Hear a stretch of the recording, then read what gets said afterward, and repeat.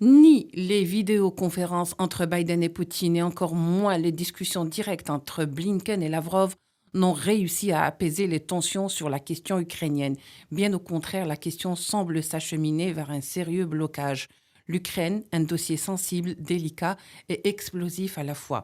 Aussi, après toutes les menaces proférées à l'encontre de la Russie par les États-Unis, en l'occurrence le secrétaire d'État Anthony Blinken avait menacé ouvertement, on continue de le faire, que, je cite, des sanctions seraient imposées à Moscou en cas d'invasion de l'Ukraine, l'accusant même d'amasser ses troupes sur les lignes de front avec le Donbass. Et en dépit des démentis de Moscou, rien n'y fait, l'OTAN s'entête et sort sa dernière carte, celle de l'adhésion de l'Ukraine à l'OTAN.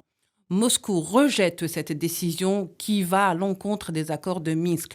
Le secrétaire général de l'OTAN rétorque et déclare, je cite, l'OTAN rejette toute ingérence de Moscou sur une éventuelle adhésion de l'Ukraine, une réponse jugée belliqueuse et provocatrice de l'avis des observateurs de la question.